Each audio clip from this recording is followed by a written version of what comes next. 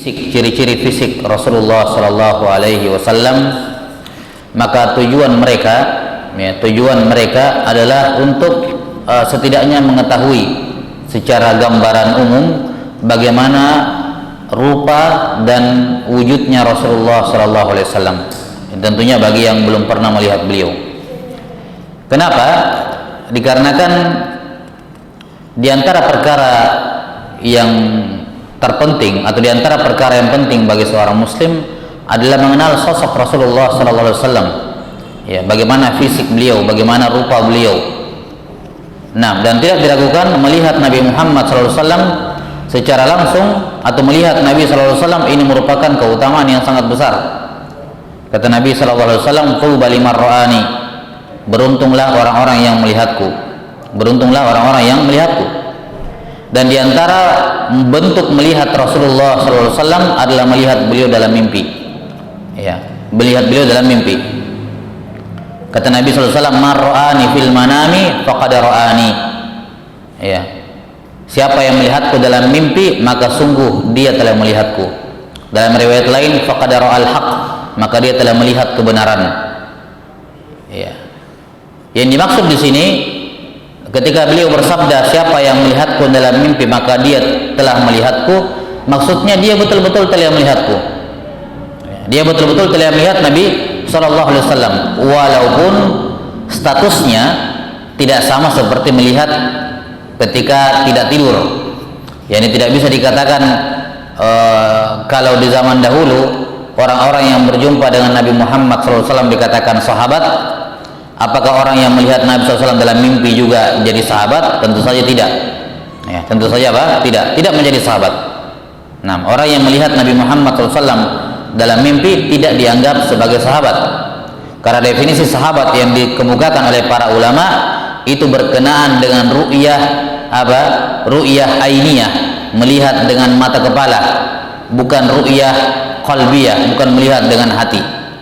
Ketika mereka memberikan definisi sahabat, marra'an nabiyya sallallahu alaihi wasallam, siapa yang melihat Nabi sallallahu alaihi wasallam, atau malaqiya, siapa yang berjumpa. Al-liqa, ar-ru'ya yang dimaksud di sini adalah apa? Al-ainiyah, dengan mata kepala, melihat dengan mata kepala dalam keadaan terjaga.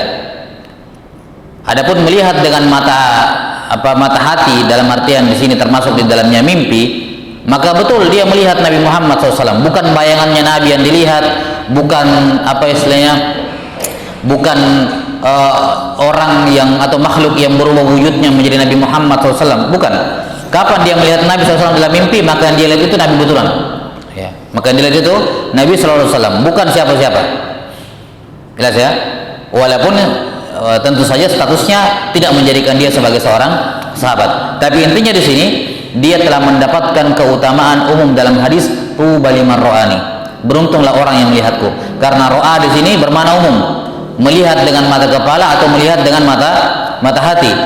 Jelas ya? Maka walaupun dia tidak mendapatkan keutamaan sahabat orang-orang belakangan ini, tapi dia tetap mendapatkan keutamaan keberuntungan tuba bagi orang yang melihat Nabi sallallahu alaihi wasallam. Karena itulah sudah selayaknya seorang muslim untuk bercita-cita, ya, bercita-cita untuk supaya bisa bermimpi berjumpa Rasulullah SAW. Ini niat yang mulia, ini cita-cita yang tinggi yang selayaknya seorang muslim mengidam-idamkannya, mencita-citakannya. Ya. Tidak sabar, ingin melihat Nabi Muhammad SAW di dunia dalam keadaan tidur sebelum berjumpa dengan beliau dalam keadaan terjaga pada hari kiamat kelak. Dan diantara sarana ya yang bisa dilakukan oleh seorang muslim untuk memperbesar peluang dia berjumpa dengan Nabi Muhammad SAW dalam mimpi adalah dengan mempelajari diri beliau. Ya, mempelajari diri beliau. Ya, mengetahui bagaimana fisiknya beliau SAW, bagaimana sirah perjalanan beliau.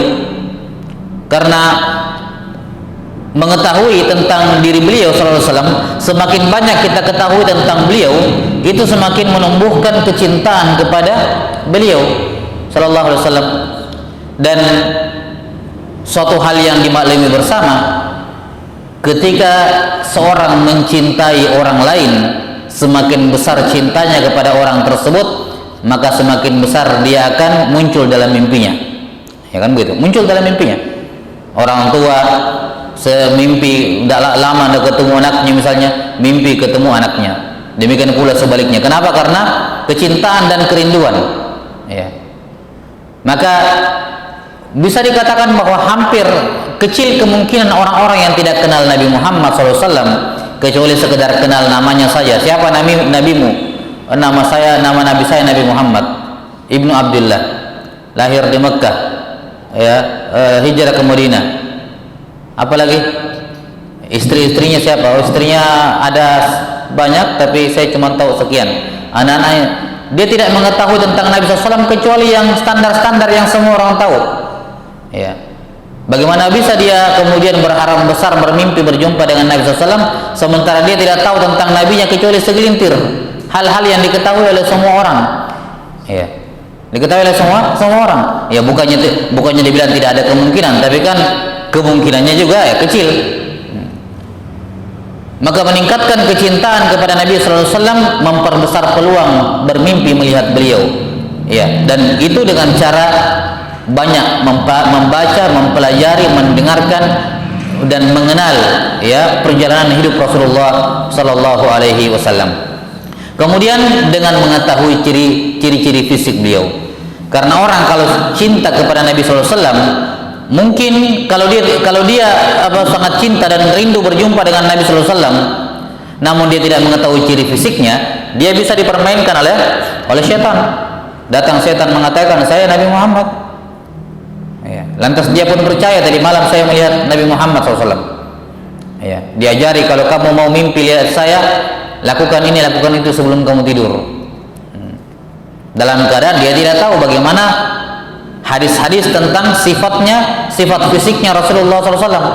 Maka sudah berapa banyak orang-orang yang tertipu bermimpi berjumpa dengan Nabi SAW, kalau mau tidur lakukan ini, lakukan itu, dia lakukan, pas dia bangun betul-betul ketemu Rasulullah SAW.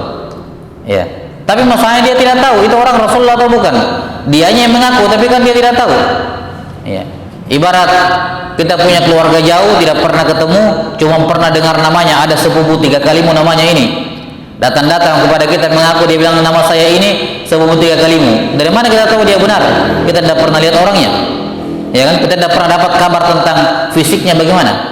Karena itulah Imam At-Tirmidzi rahimahullah dalam Syama'il An-Nabi, Syama'il Muhammadiyah, setelah beliau membawakan 300 lebih hadis tentang sifat fisiknya, tentang sifatnya Rasulullah SAW, baik sifat fisik maupun akhlak beliau, di akhir kitab Syama'il Muhammadiyah beliau membawakan hadis ini, hadis marra'ani fil manami faqad ra'ani, untuk menyebutkan, menjelaskan, seakan-akan beliau mengatakan bahwasanya cara untuk berjumpa dengan Nabi Muhammad SAW dalam mimpi adalah kenali semua hadis-hadis ini, pelajari baik-baik, kenal Nabi Muhammad SAW fisik, luar dan dalamnya beliau.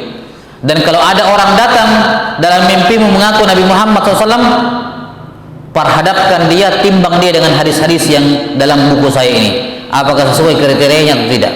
Karena tidak akan mungkin sama. Fa inna syaitana la yatamassalu bi, kata Nabi SAW, karena setan tidak akan mungkin menyerupaiku. Ya, yakni kita sudah sebutkan bahwa Nabi SAW itu tidak pendek, ya, lebih dekat ke tinggi, tapi juga tidak tinggi menjulang. Ya, tidak tinggi menjulang. Nah, kalau ada orang datang ke mimpinya mengaku Nabi Muhammad SAW, pasti tidak mungkin seperti itu. Imma dia agak pendek atau terlalu tinggi. Ya, tidak akan mungkin sama persis dengan Nabi SAW. Ya, disebutkan bahwa Nabi SAW itu memiliki janggut dan rambut, janggut anfaqah, ya, kemudian rambut, dan ketika beliau wafat tidak sampai 20 uban di kepala, janggut dan di anfaqah Nabi sallallahu alaihi wasallam. Ya, tidak sampai 20. Jadi kalau ada yang datang dan dia bukan Nabi sallallahu alaihi wasallam, mungkin dia akan menyamar dalam bentuk ubannya putih, itu jelas bukan Nabi sallallahu alaihi wasallam. Tidak mungkin uban beliau putih. Ya kan? Tidak mungkin uban beliau putih. Dalam hadis jelas disebutkan tidak sampai 20 lembar, 20 helai ubannya Nabi sallallahu alaihi wasallam. Dan demikian seterusnya. Maka mempelajari hal yang seperti ini selain membantu atau menjadi salah satu sebab terbesar, salah satu sebab besar seorang bisa bermimpi berjumpa dengan Nabi sallallahu alaihi wasallam, dan juga sebagai tolak ukur apakah yang dia lihat dalam mimpi yang mengaku Nabi Muhammad SAW itu betul-betul apa Nabi atau bukan. Ya, jelas sampai sini karena hal-hal seperti ini jelas. Hal-hal yang seperti ini jelas. Nah, dan apalagi kalau misalnya dalam mimpinya dia menyuruh sesuatu ini dan itu, ya, dengan hal-hal yang bertentangan dengan syariatul Islam, ya ini semua dan setan luar biasa semangat untuk menjermuskan manusia dalam bentuk-bentuk seperti ini. Disebutkan oleh Ibnu Taimiyah rahimahullahu taala bahwa ada seorang yang datang berguru kepada seorang guru, ya, menuntut ilmu, datang kepada seorang guru, pulang balik mengambil hadis, mengambil ilmu dari guru tersebut. Suatu ketika pemuda itu tiba-tiba hilang, tidak pernah lagi datang ke gurunya itu. Nah, gurunya nanya, kemana si fulan, tidak pernah datang. Dikatakan tidak disebutkan, saya lupa gimana, ini jelas disebutkan rumahnya di sana. Ya, dia tidak datang lagi memang. Ya. Akhirnya si guru datang ke rumah orang tersebut, ke pemuda ini. Dikatakan, kenapa lagi nggak pernah datang belajar, nggak pernah lagi datang mengambil hadis, mengambil ilmu. Katanya, wahai syekh, saya datang kepadamu menuntut ilmu supaya saya masuk surga, dan sekarang saya sudah masuk surga. Ya. Maka syekhnya bertanya, bagaimana maksudnya? Dia bilang, setiap malam ketika masuk malam hari datang malaikat kepada saya, kemudian mengatakan kepada saya, sudah, kamu malam ini tidur di surga. Ya, sebelum subuh balik lagi ke sini, ke rumahmu. Ya. Sudah tidak perlu lagi belajar menuntut ilmu, tidak perlu lagi datang ke guru tersebut. Kamu datang berguru untuk dapatkan surga, kamu sudah di surga. Maka malamnya betul dibawa terbang oleh orang yang mengaku malaikat tersebut dalam surga. Dilihat pemandangannya, sungainya, ininya, di situ terus. Ya. Ketika sudah mau subuh, dibilang oleh malaikat tersebut yang mengaku malaikat tersebut, ayo sudah pulang, kembali. Makanya saya sudah tidak pernah datang, karena tiap malam saya bermalam di surga. Ya, siang-siang saya di dunia, malamnya di surga. Maka syekh ini karena dia orang berilmu, dia akhirnya mengatakan, "Taib, kalau begitu saya juga mau masuk surga bersama kamu. Saya bermalam di rumah malam ini. Maka dia pun bermalam di rumah anak muda ini. Kemudian betul, malam datanglah orang yang atau makhluk itu. Ya, kata pemuda ini guru saya, dia juga mau ikut ke dalam surga malam ini. Maka dibawalah mereka berdua terbang menuju ke surga. Di dalamnya mereka makan, pokoknya mendapatkan kenikmatan. Menjelang subuh, makhluk ini mengatakan, ayo kita kembali ke dunia. Ya, kembali ke rumah mau subuh. Pemuda ini sudah siap-siap mau kembali. Si guru ini mengatakan, tidak, saya tidak mau pergi. Ngapain? Saya sudah dalam surga. Ya. Siapa juga orang mau surga mau keluar. Kan begitu. Untuk apa lagi saya kembali ke dunia kalau saya sudah di surga? Untuk apa saya kembali? Tentunya itu si guru ini sudah tahu, cuman dia ingin menunjukkan kepada pemuda ini bahwa ini tipuan dari setan. Ya. Maka makhluk ini pun marah-marah. Kenapa dia tidak mau kembali lagi? Perjanjiannya seperti itu. Kata guru itu, tidak, saya tidak mau kembali. Saya mau tinggal di sini. Dengan tujuan untuk menunjukkan kepada pemuda tersebut. Ya. Maka setelah subuh, akhirnya mereka berdua tidur di situ. Ya, kemudian subuh si guru ini bangun, kemudian membangunkan anak muda tersebut. Ayo bangun. Ya. Ternyata mereka berada di tempat pembuangan sampah di Baghdad. Lihat, sampai seperti itu setan menipu mereka. Orang-orang yang tadinya belajar menuntut ilmu, beribadah, kemudian menjadi futur atau menjauh dari ini karena ditipu sampai seperti itu. Ya. Betapa hirsnya setan dalam menjerumuskan manusia. Maka orang-orang yang mengaku bertemu dengan Jibril, bertemu dengan Nabi Muhammad dalam mimpi, dalam keadaan dia tidak pernah belajar, dia tidak pernah menuntut ilmu tentang ini, ya tidak bisa diharapkan kabarnya. Karena itulah Ibnu Taimiyah rahimahullah, ketika beliau di penjara, ya, tersebar kabar bahwa Ibnu Taimiyah mengajar di daerah sana. Ada kelihatan mukanya mengajar di sana. Ya. Maka akhirnya pemerintah ketika itu menyuruh ke penjara, lihat, dia masih ada di sana atau tidak? Masih ada. Akhirnya si raja ini, khalifah ini datang kepada Ibnu Taimiyah, kamu udah kemana-mana? Dia bilang, enggak, saya tidak kemana-mana. Yang sampai dia khawatirkan ada penjaga yang mengeluarkan beliau terus berdakwah ke sana baru balik lagi malam-malam. Enggak. Ya. Kata khalifah ini, tapi tersebar kabar bahwa kamu mengajar di sana. Kamu ada di sana mengajarkan kaum muslimin ilmu. Kata Ibnu Taimiyah rahimahullah, itu jin. Ya.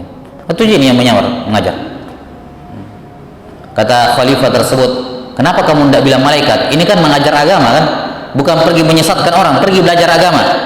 Kata Ibnu Taimiyah, itu jin yang biasa hadir di pengajian saya, ya, mengambil ilmu dari saya terus dia mengajarkan ilmu saya kepada orang itu sana. Ini jin yang di sana mengajar, bukan mengajar salah-salah, mengajarkan ilmu yang diambil dari Ibnu Taimiyah, ilmu yang benar diajarkan. Jelas ya? Ya. Cuma karena beliau di penjara, ya dia sambung dakwanya, ceritanya dilanjutkan dakwanya. Tapi apa kata Ibnu Taimiyah? Itu adalah jin yang menyamar menjadi saya. Maka si khalifah mengatakan, kenapa kamu tidak bilang malaikat? Kan ini mengajarkan kebaikan. Kenapa tidak bilang malaikat? Malaikat kan juga bisa berubah jadi manusia. Kenapa kamu tidak bilang itu malaikat? Kata Ibnu Taimiyah rahimahullah taala, al malaikatu la yakdzibun. Malaikat tidak mungkin bohong. Itu tidak mungkin malaikat jadi saya, tidak mungkin. Kalau malaikat menjadi saya, bohong itu. Berarti dia berbohong, dan malaikat tidak mungkin berbohong. Maka pasti itu jin. Ya. Maka di sini kita lihat bagaimana keilmuan itu bisa menjaga akidah seseorang. Betapa banyak orang-orang yang rusak akidahnya gara-gara keilmuannya lemah dalam perkara akidah, gampang dipermainkan oleh syaitan dalam mimpinya, dalam khayalannya, dalam penampakan ini, penampakan itu, dan seterusnya. Sementara semua itu perkara yang tidak jelas, sementara syariat dalam Quran dan hadis jelas, tidak berubah. Maka itu yang diikuti yang sudah jelas. Semua hal yang seperti itu yang bertentangan dengan yang jelas, maka ditinggalkan. Nah, karena itulah dalam kembali kepada masalah ini, mengingat pentingnya masalah ini dan banyaknya orang yang tersesat dari ajaran yang benar gara-gara bermimpi melihat Nabi SAW, kemudian diajari macam-macam ini dan itu, bermimpi melihat Jibril, ya, sampai membawa ajaran baru, nabi baru dan seterusnya. Ini semua dipermainkan oleh syaitan dikarenakan apa? Gampangnya mereka ditipu karena lemahnya keilmuan mereka tentang perkara-perkara semacam ini. Maka mengenal sifat Nabi sallallahu alaihi wasallam, fisik beliau bagaimana, ciri-ciri beliau, ini bukan perkara yang kurang urgensinya, bukan perkara yang kurang kepentingannya dalam Islam. Justru ini perkara yang sangat penting, yang menjadi bahan yang sangat membantu seorang untuk menjawab pertanyaan mungkar dan nakir di kubur ketika ditanya man nabiyuk, ya, man nabiyuk. Baik, kata beliau rahimahullahu taala, faslun fi akhlaqihi sallallahu alaihi wasallam. Berkenaan dengan akhlak Rasulullah sallallahu alaihi wasallam. Kita sudah jelaskan sebagian perkara mendasar berkenaan dengan akhlak Nabi sallallahu alaihi wasallam, bahwa akhlak beliau adalah Al-Qur'an. Akhlak beliau adalah Al-Qur'an, maksudnya apa? Ya. Maksudnya Al-Quran sudah menjadi jibillah, nalar beliau sallallahu alaihi wasallam, bukan lagi merupakan karena gini, akhlak itu kan ada dua, ada akhlak yang mahmudah dan ada akhlak yang mazmumah, ada akhlak terpuji dan ada akhlak yang tercela. Jelas sampai sini? Kemudian ini dari sudut pandang akhlaknya, yakni akhlak itu ada yang terpuji, ada yang tercela. Kemudian dari sudut pandang sumber akhlak itu, asalnya akhlak itu ada dua, ada akhlak jibiliyah dan ada akhlak yang muktasabah, ada akhlak bawaan dan ada akhlak yang diusahakan. Nah, akhlak jibiliyah maksudnya ada seorang yang diciptakan oleh Allah, lahir membawa pembawaan seperti itu. Ada orang memang dari kecil sabar gitu, penyabar, ada orang dari kecil memang emosian gitu, bawaan lahir, itu namanya akhlak jibiliyah.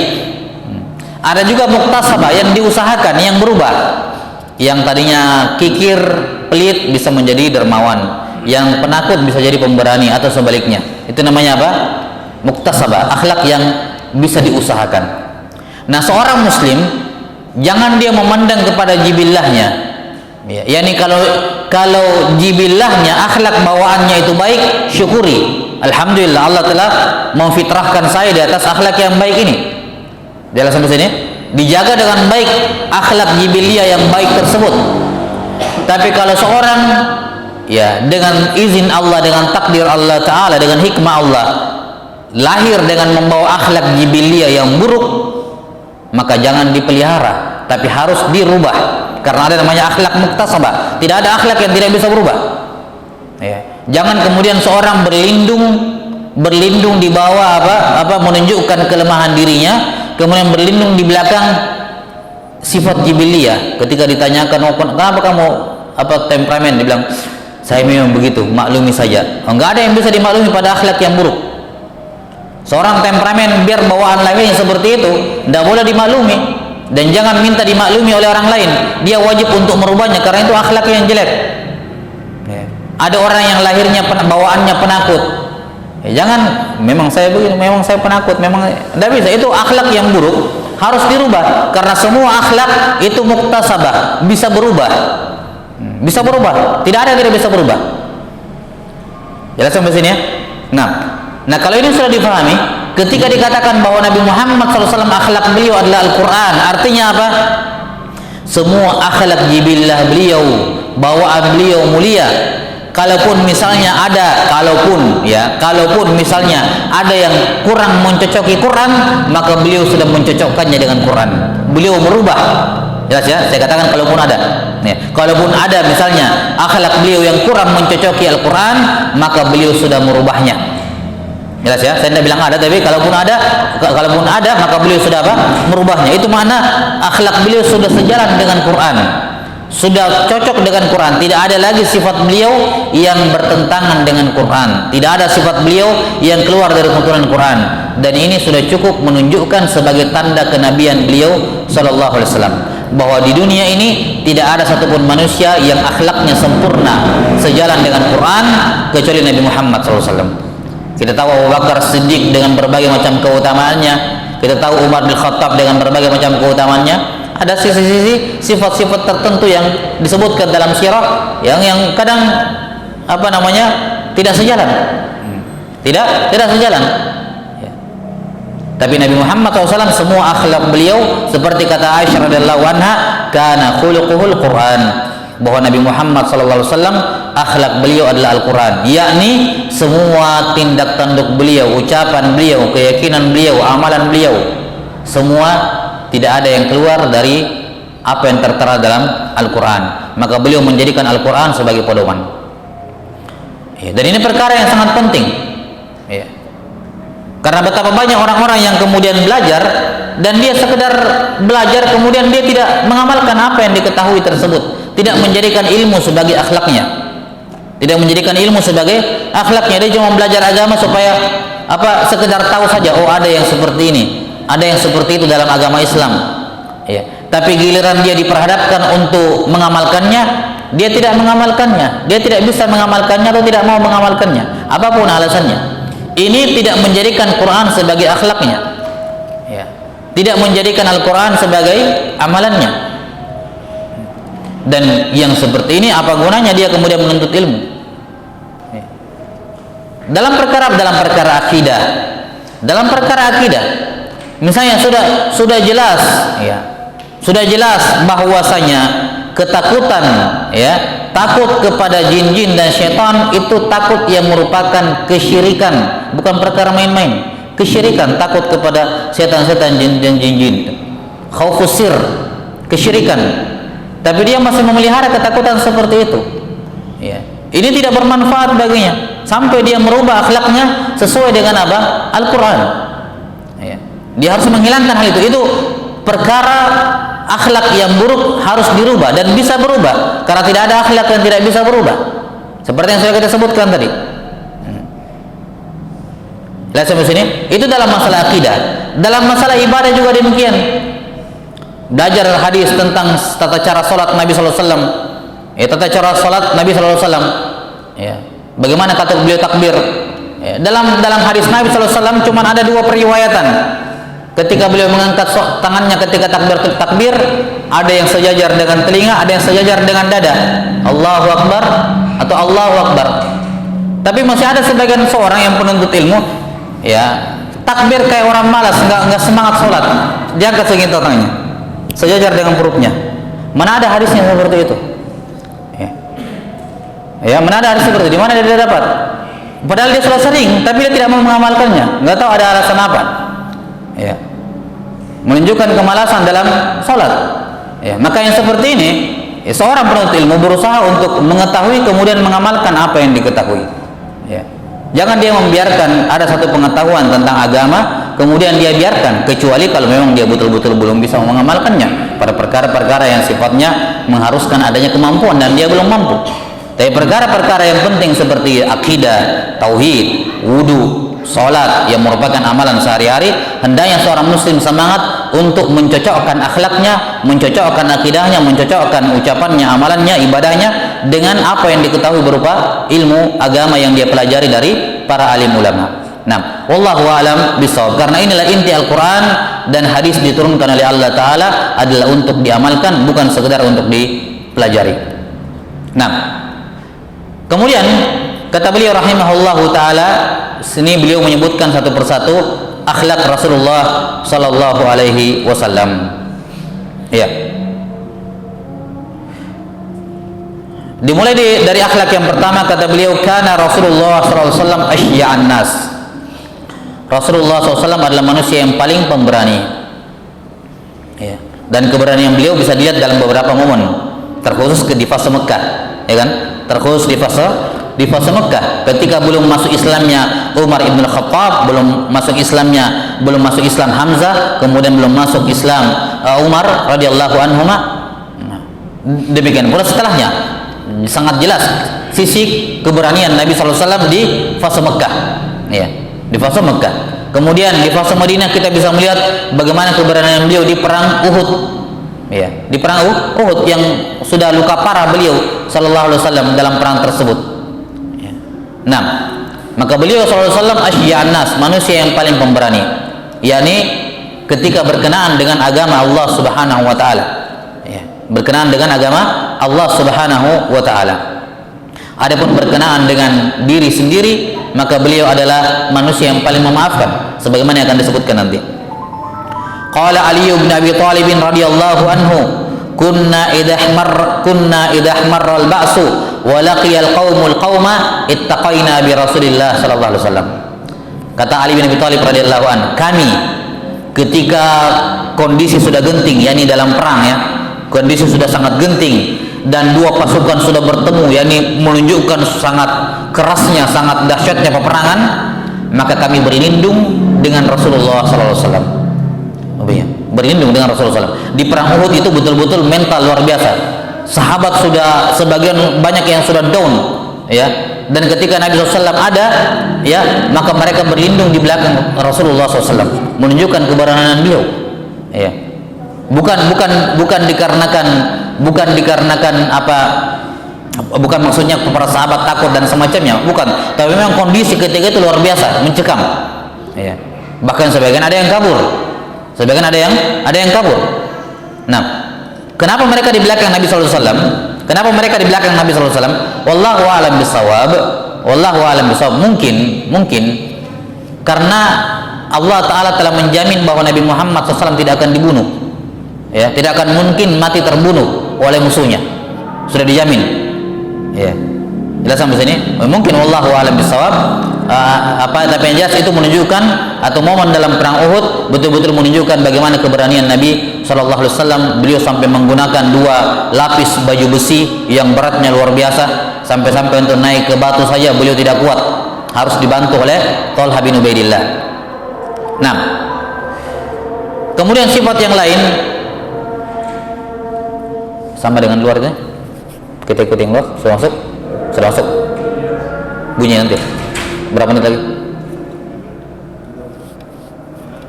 Sudah.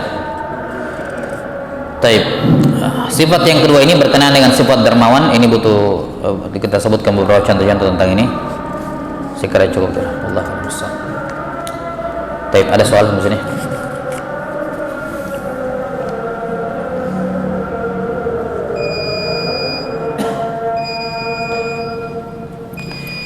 Taib. نكتفي والله أعلم بالصواب. نكتفي بهذا القدر والعلم عند الله. نسأل الله تعالى يعلمنا مما ينفعنا وأن ينفعنا بما علمنا إنه ولي ذلك والقادر عليه. سبحانك اللهم وبحمدك asyhadu an la ilaha illa anta astaghfiruka wa atubu ilaik. Alhamdulillahirabbil alamin. Sallallahu ala nabiyyina Muhammadin wa ala alihi wa sahbihi wasallam.